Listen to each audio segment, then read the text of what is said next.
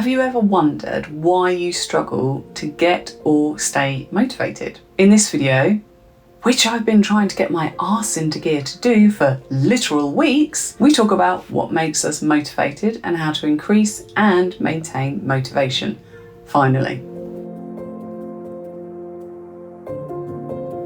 My clients often come to me struggling to find the motivation to do even the simplest of things, and as a consequence, they don't do the really important things either. During therapy, this changes, and they tend to finish therapy having achieved a whole host of things, from simply clearing out that cupboard to changing jobs and other life-changing decisions. So let's talk about what's happening. First, motivation isn't innate.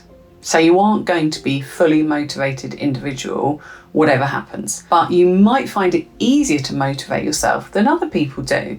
This is because of, well, it's brains. Super complicated. So let's get the highlights and see if we can make sense of it, shall we? First off, nature. Yes, we do inherit some genes that will make it easier or harder to motivate ourselves.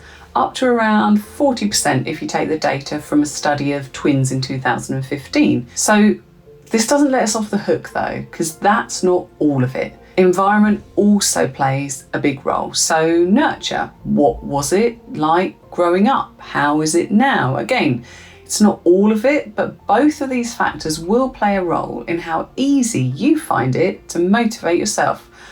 All is not lost though. Now, partly it's around anticipating rewards. Self-starters tend to anticipate the rewards of doing a thing as higher than the ones who struggle. So reward sensitivity is referred to. In a recent article in the New Scientist, neuroscientist Tali Sharrow of University College London explained it like this. The same reward, say £100, feels like £1,000 to one person and £10 to the other. So the person working for £1,000 will always be more motivated to work harder. And there's also a difference in ability to predict reward, which is a major factor in motivation because dopamine is released in anticipation of a reward. So if we can't predict it, we might not go for it. And when we're in a bad way, all of our reward chemicals are dampened down, which is why when we're stressed, angry or sad, we may struggle to get on with things. That already fine balance is completely knocked out of whack. So what's the solution-focused approach to all of that? So I've got 5 tips for you. First, think realistically as well as positively. It isn't all about sunshines and unicorns and rainbows, but it is about practicing predicting the future in positive ways and flexing that mind muscle. Not in huge fantastical ways that actually depletes motivation, but think of the reward and what steps it'll take to get you there, including the things you need to overcome. And 2, reward yourself. Sorry, we don't do anything for nothing. We're run by our neurotransmitters, which are reward chemicals in a great deal of times. So you have to tell yourself that you've done a good thing.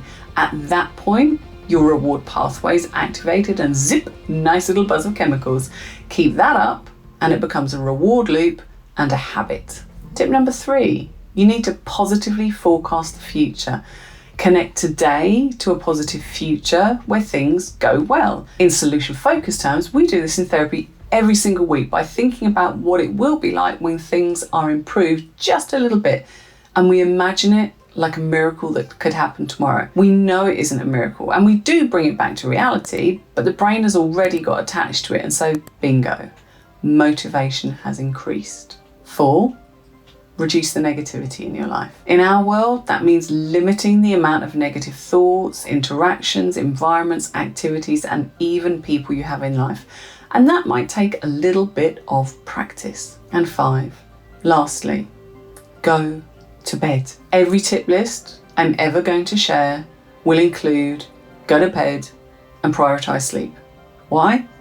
Because it's the simplest, most effective base from which to achieve anything. Matthew Walker, world-renowned researcher and author of Why We Sleep, calls it the Swiss Army knife of health, and with good reason.